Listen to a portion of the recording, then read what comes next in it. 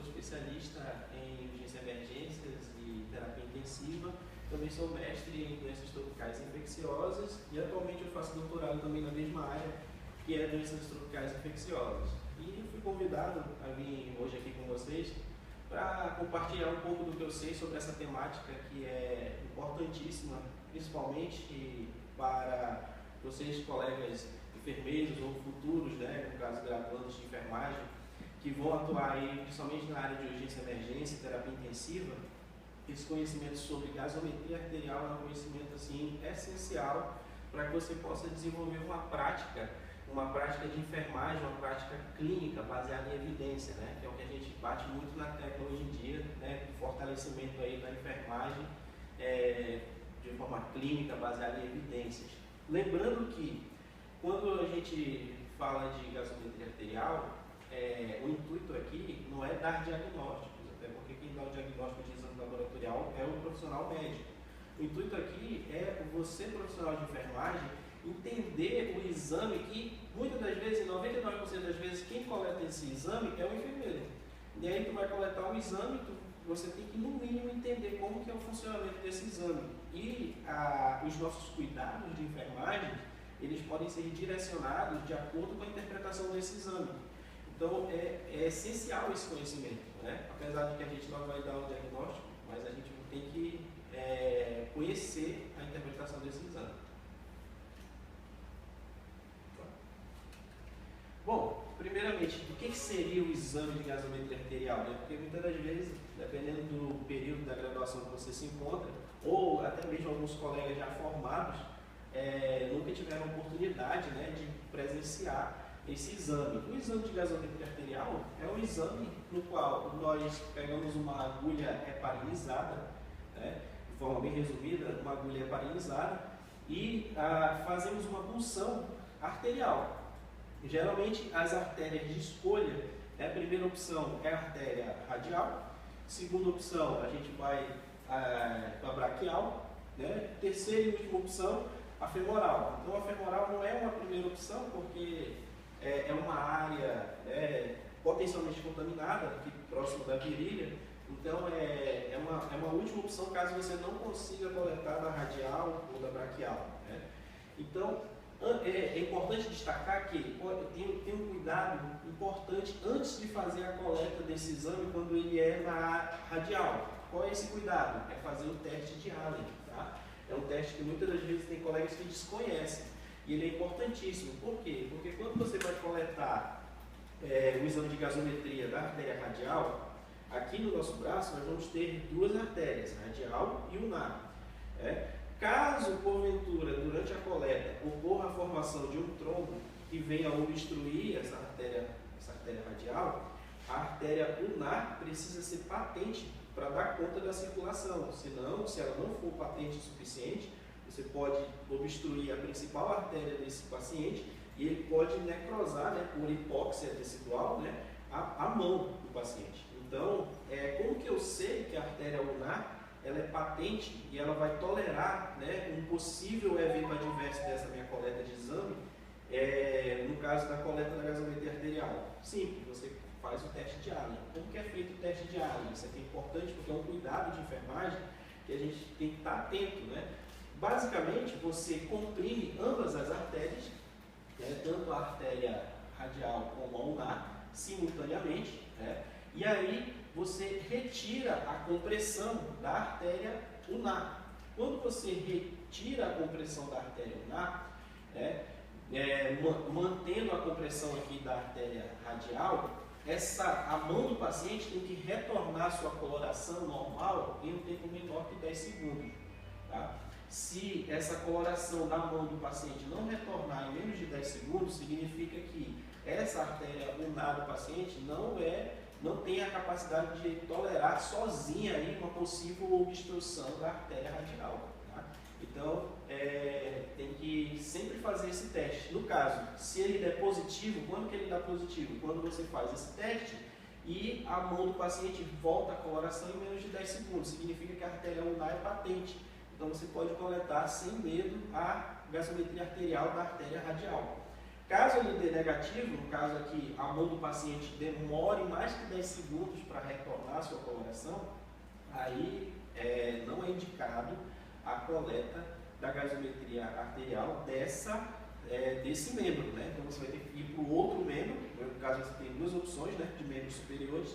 Se no outro também der negativo, no caso a coloração da mão do paciente demorar mais que 10 segundos para voltar, aí você vai ter que partir para a segunda opção, que no caso é a braquial. E por último, caso você não consiga na braquial, a femoral. Né? Lembrando que a femoral é a última opção, porque às vezes tem muito colega pela facilidade, pela comodidade, ou porque não sabe fazer o teste de Allen, já vai direto para a femoral. Aí você está botando o paciente em risco de fazer uma infecção de corrente sanguínea, porque é uma área potencialmente contaminada. Tá? Então a coleta, essa figura que ela resume muito bem, né? Basicamente você precisa estar calçando luvas de procedimento, ter higienizado as mãos, devidamente paramentado, né? Dependendo do tipo de precaução do paciente. Geralmente são pacientes na urgência e emergência, são pacientes em terapia intensiva, precaução padrão, né? Higiene das mãos, luva, capote descartável, máscara e gorro.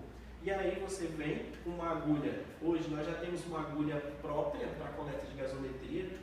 Uma agulha que eu digo, desculpa, a seringa, né? A seringa própria de coleta de gasometria, que é uma seringa onde dentro dela você já tem uma pastilha de heparina, e aí quando você coleta o sangue arterial, essa heparina ela dilui e evita a coagulação do sangue, né? Para poder ser feita o exame de gasometria arterial. Na impossibilidade ou na ausência da seringa apropriada, que é essa seringa com heparina, existe uma segunda opção, né? Que hoje em dia não é tão utilizada porque geralmente a gente consegue encontrar a seringa adequada, né? Você pode estar pegando uma seringa de 1 ml, aquela seringa que geralmente a gente administra insulina, né? E aí você aspira meio assim, pouco menos que 5 unidades ali de heparina, né? Heparina líquida da geladeira ali. E você hepariniza, literalmente você hepariniza ali essa seringa de 1 ml com uma agulha, né, com aquela agulha mais fininha, com a agulhazinha de insulina. Você vai lá e coleta a gasometria arterial usando a seringa de insulina heparinizada. Tá? É uma segunda opção, mas hoje em dia quase não se faz mais isso porque é bem comum a gente encontrar a seringa apropriada, a seringa adequada para a coleta de gasometria. Aí você está me perguntando assim, mas por que o nome do exame é gasometria? O nome já diz tudo, né? Ele mede os gases, né? Então, gasometria, ele vai medir os gases presentes no sangue, tá? E aí completa o nome, né? Gasometria arterial. Então, qual é o vaso que a gente tem que funcionar? Uma artéria, tá? Ah, mas professor, existe uma gasometria venosa? Existe, é possível sim coletar gasometria venosa. No entanto, a gasometria venosa, diferente da gasometria arterial, ela é coletada exclusivamente em acesso venoso central. Tá? Então eu não posso coletar uma gasometria venosa de qualquer veia. Tá? Uma gasometria arterial eu posso coletar, em teoria, de qualquer artéria. Na gasometria venosa, não, precisa ser coletado do acesso venoso central. Tá? Até porque no átrio direito do coração desemboca o sangue de todo o corpo, né, do paciente, nós, do ser humano, de forma fisiológica.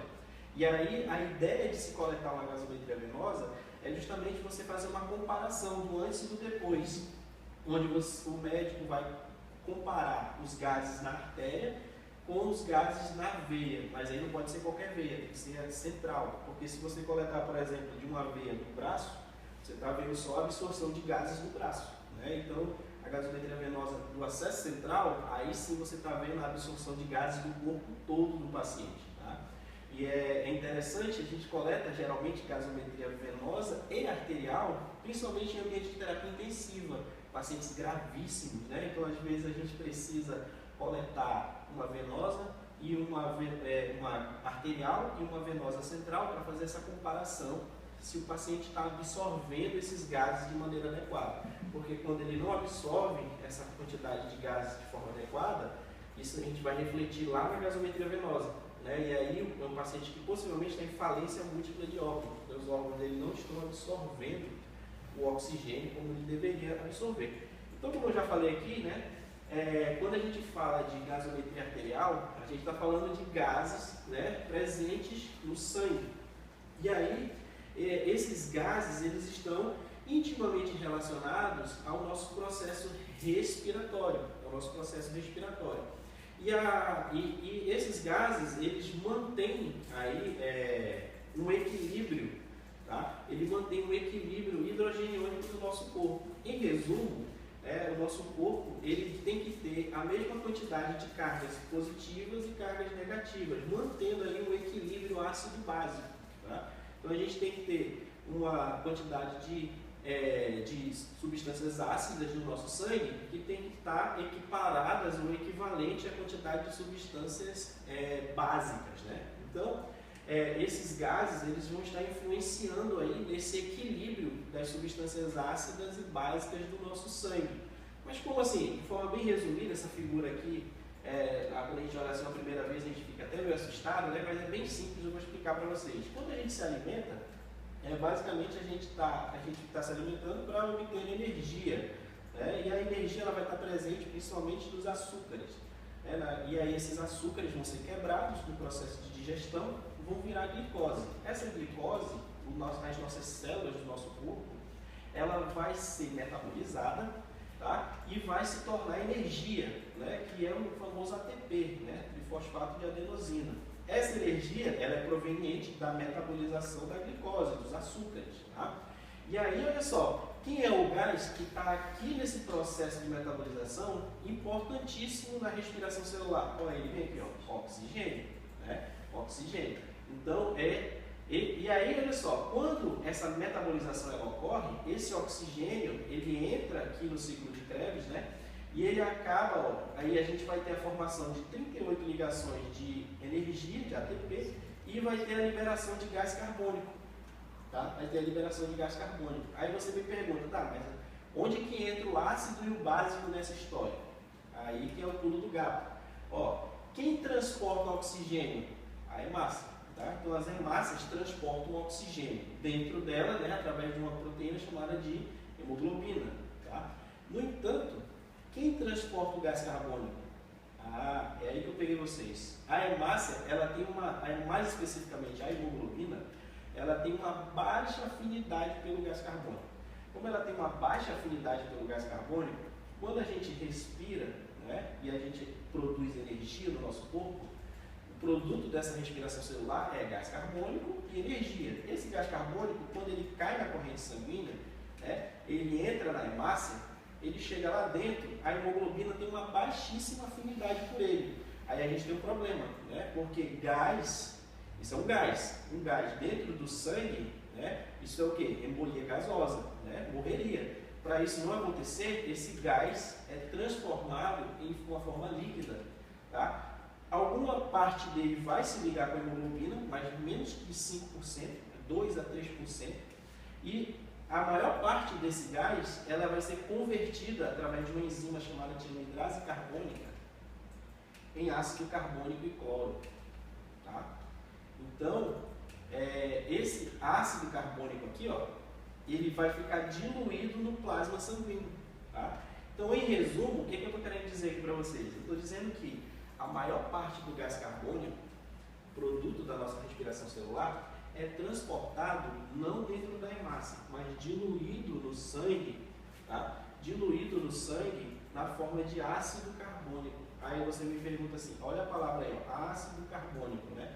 Significa que quando a gente acumula uma grande quantidade de gás carbônico no nosso organismo, o nosso sangue está acumulando o quê? Gás? Não, está acumulando ácido.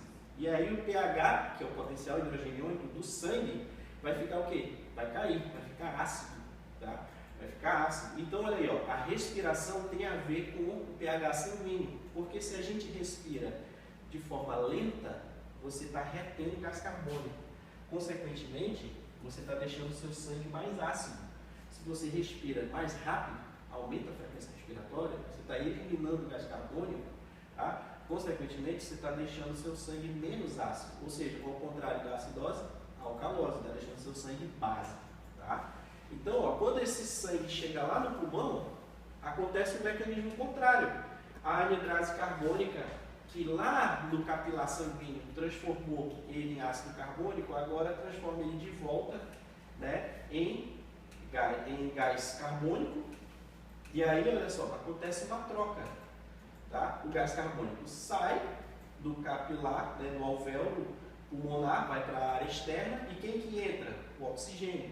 E o oxigênio, agora sim, a hemoglobina tem uma alta afinidade pelo oxigênio. Aí a hemoglobina, pega o oxigênio.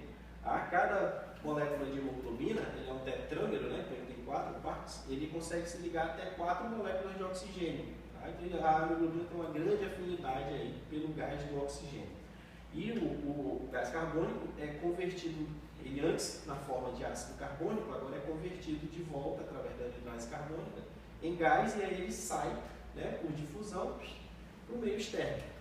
Tá? Então, olha só, a gente entendeu aí basicamente que a gasometria arterial é a medida, né, a mensuração dos gases sanguíneos. A gente percebeu aí que esses gases, eles estão intimamente relacionados ao nosso pH sanguíneo. Tá? E a gente viu aí que quando você respira de mais ou de menos, o seu sangue pode ficar ácido ou básico. Né? A gente viu aí de forma bem rápida e resumida.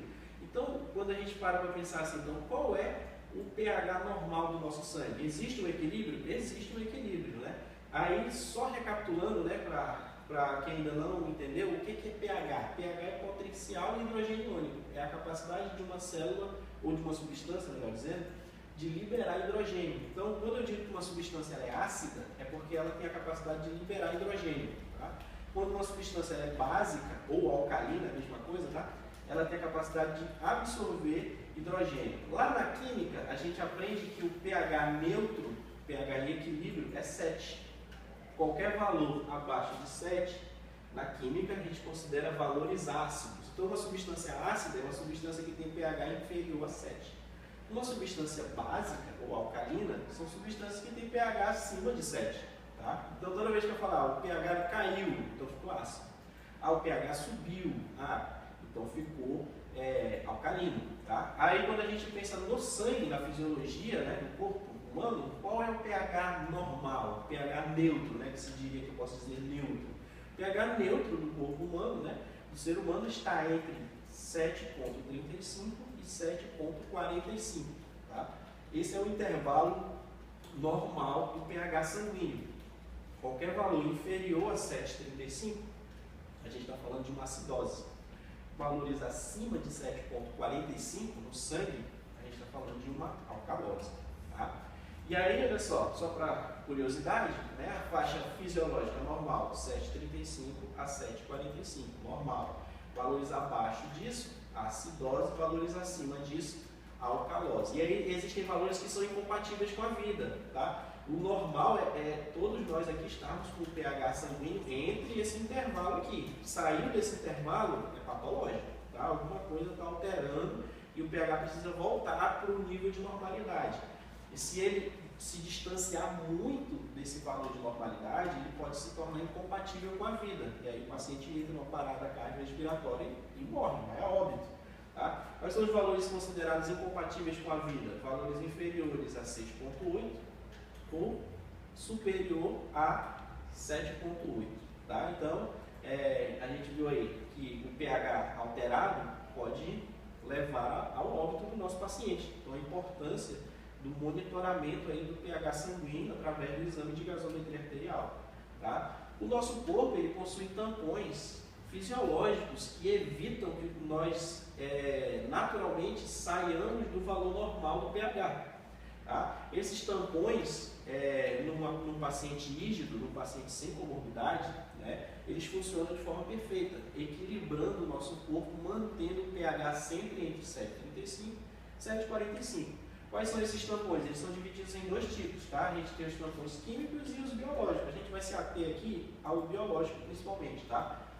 Os tampões químicos são substâncias presentes dentro das células do nosso corpo que, quando o pH altera, elas são liberadas, né, ou retidas, de forma que o pH, a própria célula tentando manter o pH volta para o normal, Quando o tampão químico falha, né, quando ele já não tem mais substância química para manter o equilíbrio, aí entra em ação os tampões biológicos, que aí são dois órgãos importantes do nosso corpo humano, os pulmões e os rins. Tá? Aí tu para pensar assim, mas o que tem a ver o pulmão e o rim com o pH do sangue? A gente já falou aqui no início da aula, né? Quando você respira muito rápido, o que acontece com o pH do sangue, né? O pH do sangue, ó, você está liberando gás carbônico, né? Está deixando o teu sangue alcalino. Então, o pulmão, ele é um órgão que está intimamente relacionado ao teu pH do sangue. E os rins também. Por que os rins estão importantes aí? Porque os rins, eles eliminam, né, metabólitos do nosso sangue. E aí tem um metabólito chamado de bicarbonato, tá, que é alcalino, e quando o rim, por alguma falha, né, elimina demais o bicarbonato, né, o que acontece? O teu sangue fica ácido. E se o rim retém esse bicarbonato, o teu sangue fica alcalino. Tá? Então, esses dois órgãos aqui, ó, estão intimamente relacionados ao pH do sangue, mantendo esse equilíbrio. Então, quando o problema está no pulmão, o rim vai lá e compensa.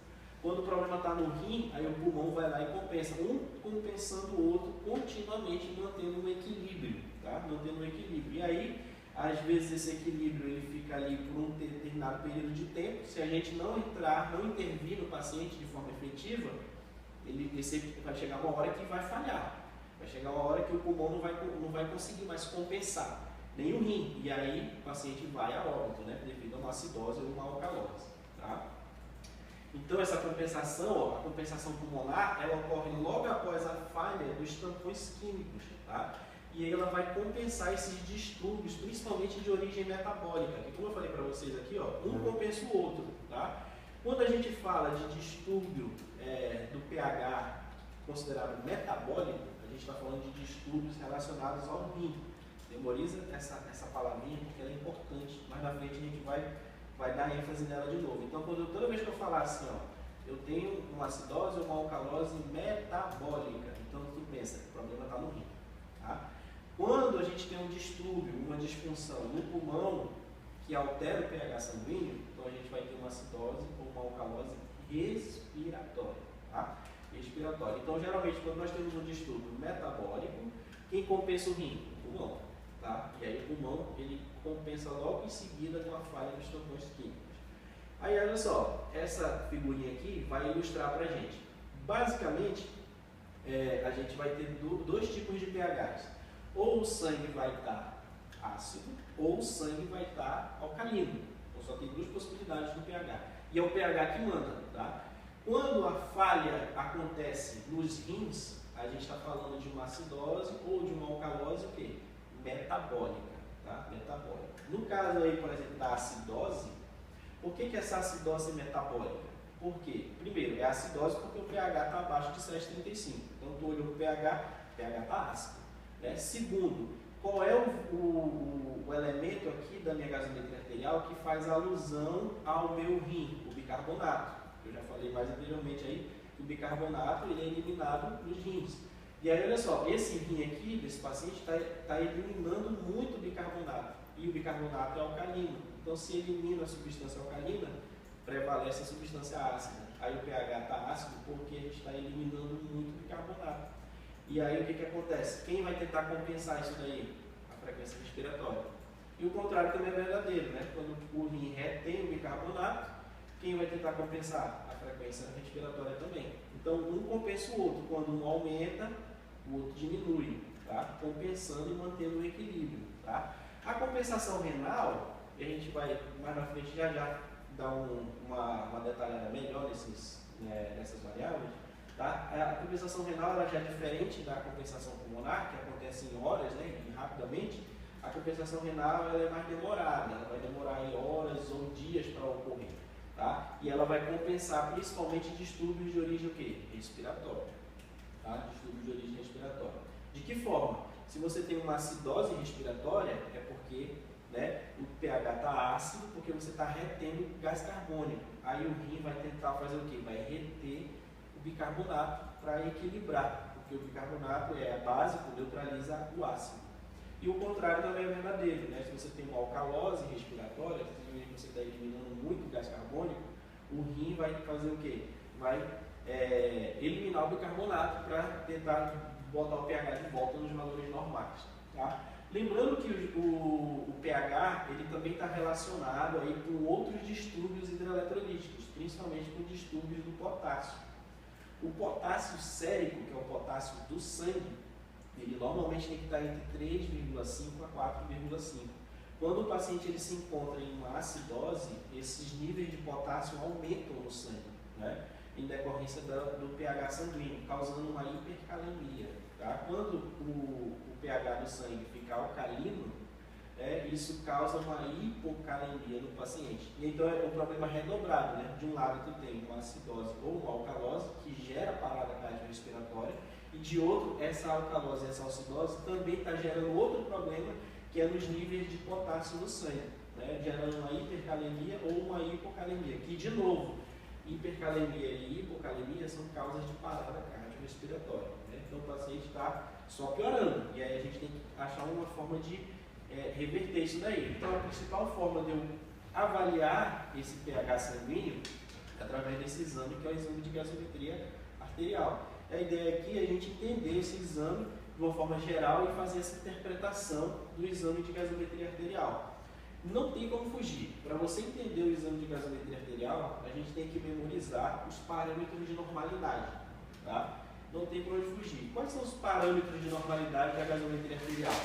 O pH eu já dei para vocês. O pH está de 7,35 a 7,45, o valor normal do pH. Aí a gente vem para os gases. O oxigênio, que na gasometria vai estar com essa siglazinha aqui, ó, PaO2, que significa pressão parcial de oxigênio, tá? Vai ter que estar entre 80 a 100, dependendo da literatura você vai encontrar também de 60 a 100, tá? Então, de 60 a 100 ou de 80 a 100 é o valor normal do oxigênio. O gás carbônico, o normal do gás carbônico, tá? do PaCO2, é de 35 a 45. É fácil de lembrar, porque se você lembra do pH, a gente consegue lembrar do gás carbônico, porque o final aqui do pH, ó, 35, 45, é o mesmo do gás carbônico, 35, 45, tá? O bicarbonato do sangue, lembrando que esses valores aqui, ó, são valores que você vai ter após a coleta do exame de gasometria. Então, tu coleta a gasometria, leva para um aparelho chamado de gasômetro, ele vai fazer a leitura do sangue daquela amostra que você levou e vai gerar esses valores, tá, no exame. Aí você vai olhar e vai ver esses valores. O pH, que tem que estar normal entre 35 e 45, e o gás carbônico também entre 35 e 45. O gás carbônico de 80 a 100 ou 60 a 100. Tá? O bicarbonato tem que estar entre 22 e 26. Tá? E um outro dado que também vai aparecer na gasometria de vocês é o base excess ou excesso de base, tá? Que tem que estar entre menos 2 e mais 2. Em resumo, só de olhar para esses valores a gente já tira uma interpretação daqui. O que? Se tu olhar para cá, para o pH, se o pH do paciente estiver abaixo de 35, acidose. Se estiver acima de 45, 7,45, alcalose. Então, só de olhar para o pH, você já medir se o paciente está com pH ácido, pH alcalino ou está normal. Né? Só de olhar para o pH. Já dá para você interpretar ali, opa, tem alguma coisa errada. Né? A gente tem que fazer alguma coisa para trazer esse pH de volta para o normal, senão o paciente vai evoluir a óbito aqui. Tá? O oxigênio, se o oxigênio tem que estar entre 60 e 100, né? Se ele estiver abaixo de 60, significa que o paciente está mal oxigenado, hipóxia. Tá? Se estiver acima de 100, aí o paciente está hiperoxigenado, hiperóxia, também é um problema. Tá? Porque hiperóxia causa atelectasia pulmonar, aumenta a pressão intracraniana. Tá? Se for o paciente de TCE, tu aumenta a pressão intracraniana e ele vai a óbito do mesmo jeito. Então, o oxigênio não é nem de menos nem de mais, tem que estar na fração ideal. Como é que eu mensuro essa fração do oxigênio? Olhando na gasometria o nível do oxigênio. Tá? O gás carbônico, se o gás carbônico estiver abaixo de 35, né, hipocapnia. Tá? Se estiver acima de 45, hipercapnia. Tá? Então, só de olhar para os valores a gente já, opa, né? E aí, olha só, vamos interpretar a gasometria de forma bem rápida e simples? Bora lá. Olha só. Como que a gente interpreta uma gasometria? Fui lá, rodei uma gasometria arterial. Agora eu estou com ela aqui na minha mão, o que eu faço agora? Tá? Fazer uma interpretação aqui básica de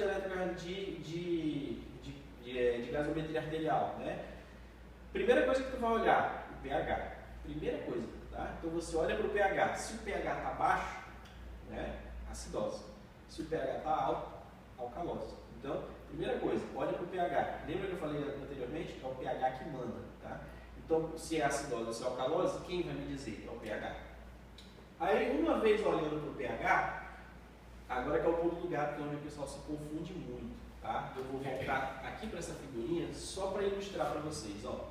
Lembra que eu falei para vocês que a gente tem uma acidose ou uma alcalose respiratória ou metabólica, né? E o que é uma acidose ou alcalose respiratória? Respiratória quer dizer que o problema está onde? No pulmão, tá? Então, olhando para essa gasometria, qual é o valor aqui que remete ao pulmão? O gás carbônico, CO2, tá? CO2. Então, se o CO2 estiver alterado, né, a gente na hora acende aquela luzinha na mente. O problema está no pulmão, tá? Ah, e qual desses valores aqui remete ao rim? Bicarbonato. Então, se é o bicarbonato que está alterado, opa, o problema é renal, é metabólico, tá? Então, a grosso modo, imagina da seguinte forma: o pH vai me dizer se é acidose ou alcalose, o bicarbonato vai me dizer se é metabólico e o gás carbônico vai me dizer se é respiratório. Matou a charada, tá? Então, se o problema está no gás carbônico, respiratório. Se o problema está no bicarbonato, metabólico, tá? Aí, olha só, quando você olha para os valores de gasometria, tu vai ter isso aqui, ó, pH baixo, acidose, né? Aí você olha para o gás carbônico, qual é o valor que o gás carbônico tem que assumir para o pH ficar ácido? A gente já viu aqui quando a gente revisou a fisiologia lá atrás. Se eu retenho o gás carbônico, lembra que o gás carbônico ele é transportado na forma de ácido carbônico? Então, se você acumula gás carbônico, o pH fica o quê? Ácido. Então, no exame, isso vai se refletir no PCO2. O PCO2 é elevado, significa que o paciente está retendo gás carbônico. PCO2 elevado vai fazer o sangue ficar ácido. Se o sangue ficar ácido, o pH vai ficar o quê? Baixo, diminuído. Tá? Então, a acidose respiratória, em resumo, né, você vai ter um pH baixo e um gás carbônico elevado. Tá? Lembrando que, aí para uma análise mais detalhada, devido ao tempo a gente não vai se delongar muito nisso, mas eu vou só frisar aqui para vocês, que a gente pode fazer uma interpretação mais completa, dizendo assim, quando a gente tem uma acidose ou uma alcalose metabólica ou respiratória totalmente compensada ou parcialmente compensada. Tá? Aí exige um pouquinho mais de tempo para explicar, mas só para a gente não ficar, só para dar um gostinho aí para vocês, lembra que eu falei que a acidose respiratória é porque o problema está no gás carbônico? Tá? Se essa acidose fosse metabólica, o problema estaria onde? No bicarbonato. Então, se o bicarbonato está normal, significa que o problema não é lá. Né? E aí o problema é onde? Respiratório, acidose respiratória. E como ele está normal, significa que o rim não tentou compensar de forma alguma. Então, essa acidose respiratória ela é não compensada. Matou a charada. E aí me diz assim, mas e quando é compensado? Você vai ter o bicarbonato alterado de forma contrária ao que aconteceria numa acidose. Então, olha só, para o bicarbonato causar acidose, ele teria que diminuir. Tá? Ele está diminuindo? Não, ele está aumentando. Né? Então, significa que o rim está tentando compensar. E aí, se o pH voltar para os valores de normalidade, significa que o rim conseguiu, o rim reteve tanto bicarbonato que compensou o pH. Aí a gente vai ter uma acidose respiratória compensada. Se o pH não volta para os os valores de normalidade, mas o bicarbonato está elevado, então está parcialmente compensado. Em resumo, quando que está não compensado? É quando o outro órgão não faz nada. Quando está parcialmente compensado, é que o outro órgão fez alguma coisa, mas não alterou o pH. E quando está totalmente compensado, quando o outro órgão fez alguma coisa e o pH voltou para o nível de normalidade.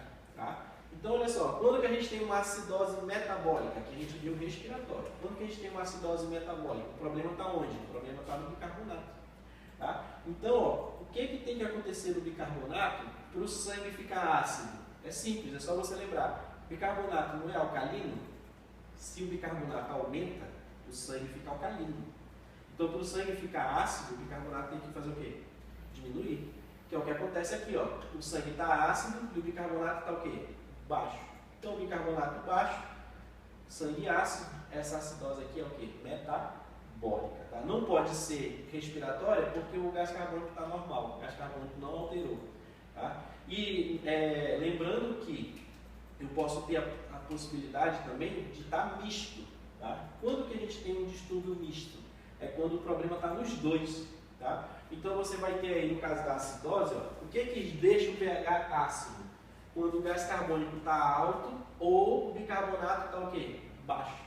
Aí se eu rodo uma gasometria arterial, tchan, e aí vem as duas informações simultâneas para mim, um gás carbônico alto e o bicarbonato baixo, significa que o problema está tanto no rim como no pulmão. Então essa acidose ela é mista. O que causa uma alcalose? O gás carbônico baixo ou o bicarbonato alto. Se eu tenho essas duas coisas juntas aqui, eu tenho uma alcalose mista. E aqui é o pulo do gato. Toda vez que você tem uma acidose ou uma alcalose mista, sempre vai ser não compensada. Por que não compensada? Porque os dois estão lascados, né? Então ninguém compensa ninguém. Né? Então, é sempre não compensado. Tu só vai ter a interpretação parcialmente compensada, totalmente compensada, não compensada, quando você tem uma alcalose de um lado só. Quando é misto, que é dos dois lados, então não tem ninguém compensa ninguém. Tá? Então, em resumo, como que a gente interpreta uma gasometria? Primeiro, tu olha para o pH que manda. O pH vai dizer se é acidose ou alcalose. Segundo, você olha para o gás carbônico e para o bicarbonato. Né?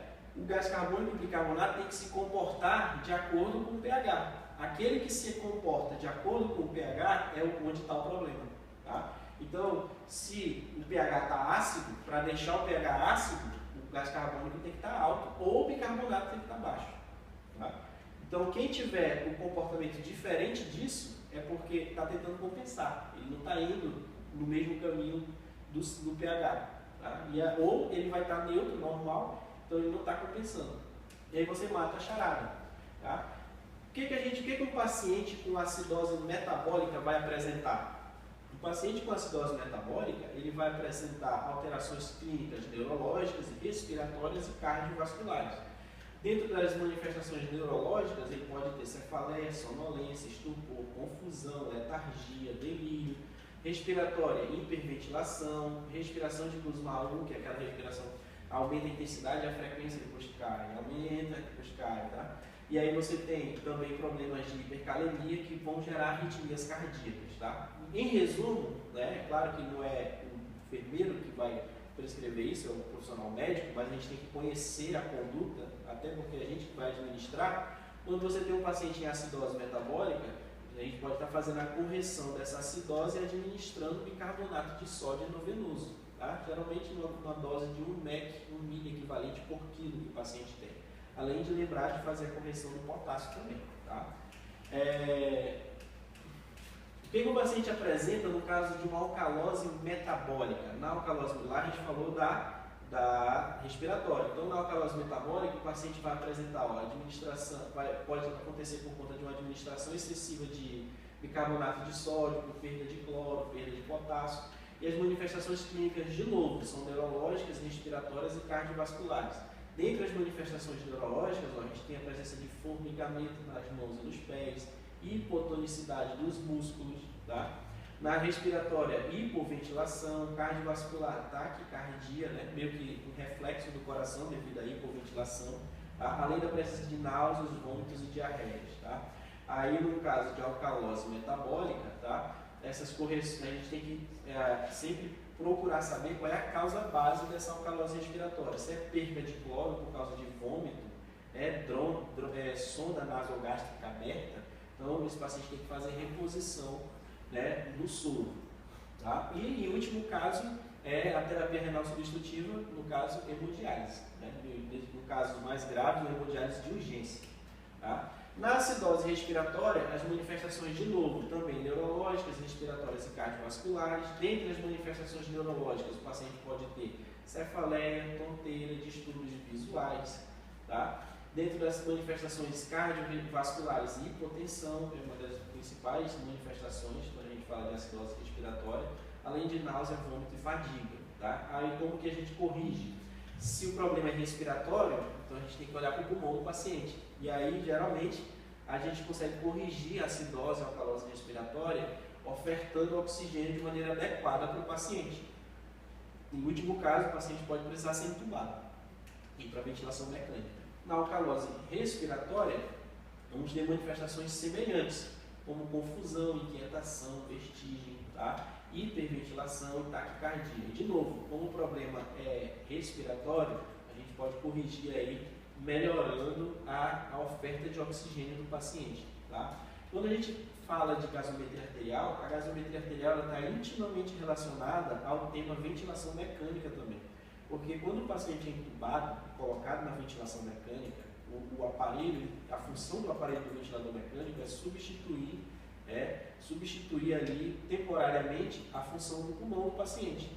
E aí, como que eu sei que o ventilador está ofertando para aquele paciente a quantidade adequada de gases através da gasometria arterial? Então, o paciente em ventilação mecânica, ele vai ficar fazendo exames de gasometria, né, de 12 em 12 horas, geralmente, porque o médico ele vai ter que estar ajustando os parâmetros, tá, continuamente para estar ofertando a quantidade adequada de gases para esse paciente.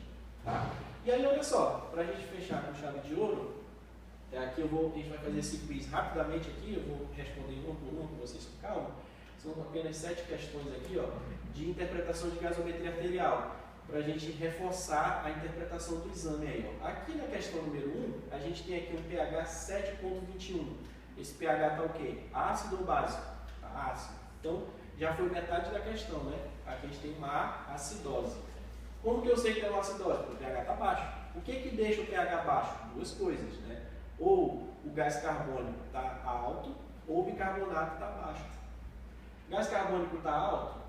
Está mesmo. Olha só, quanto é que está o gás carbônico? 85. Opa, desculpa, aqui 58. Tá? Qual é o valor normal do gás carbônico? 35 a 45. Então, aumentou o gás carbônico. E o bicarbonato? O bicarbonato tem que estar de 22 a 26. Lembra que eu falei que vocês têm que decorar a tabelinha lá, os parâmetros de normalidade? Não tem para onde correr, tem que memorizar. Tá? Então, ó, eu tenho um gás carbônico alto e um bicarbonato baixo. As duas coisas causam acidose. Então, aqui, ó, eu tenho o quê? Uma acidose mista. Tá? Na segunda questão, o pH está alto ou está baixo? Está alto. Ah, mas é 48, mas está alto, é até 45. Tá? Então, isso é o quê? Alcalose. O que causa alcalose? O contrário da acidose. Ou o gás carbônico está baixo, ou o bicarbonato está alto. O gás carbônico está baixo? Está mesmo. Qual o valor que está aqui? Ó? 29. Tinha que estar 35.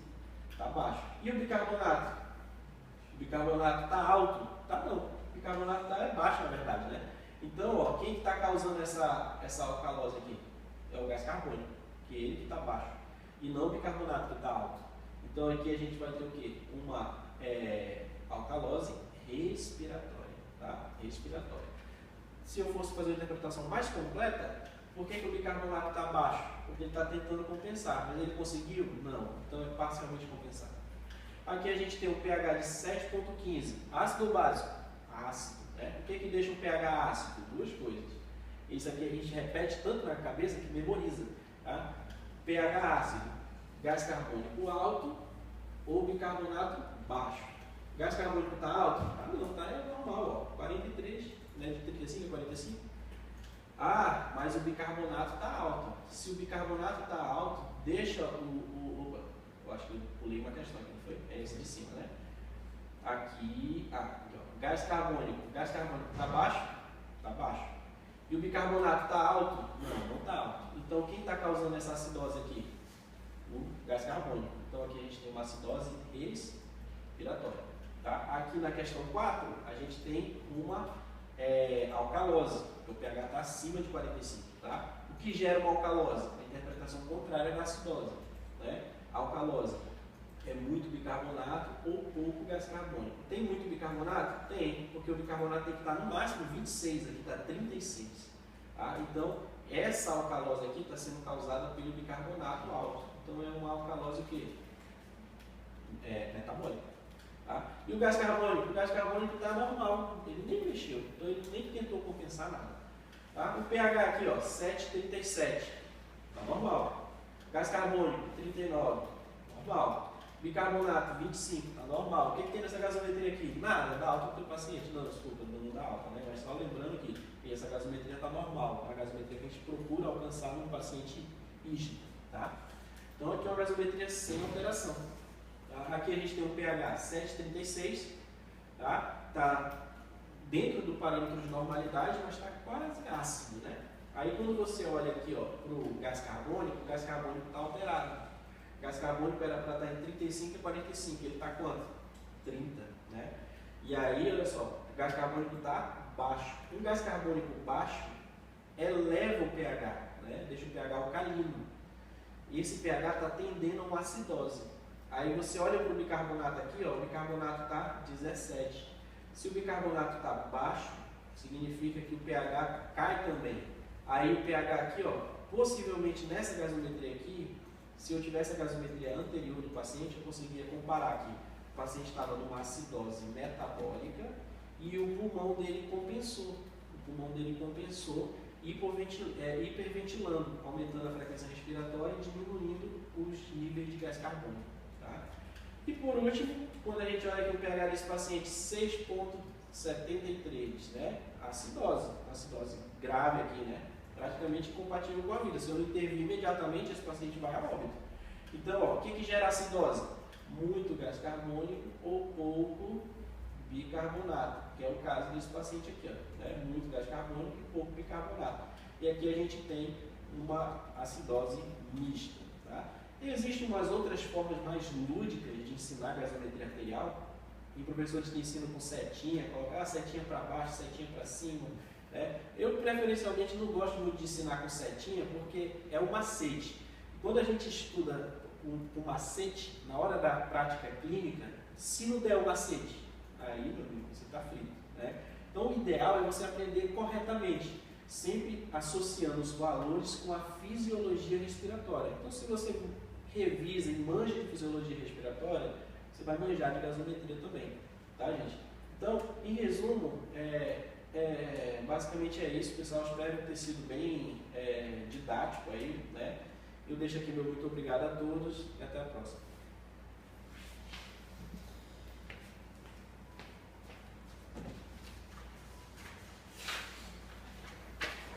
Eu agradeço a presença do Dr. José Saturnino, que acompanha o projeto desde a primeira edição.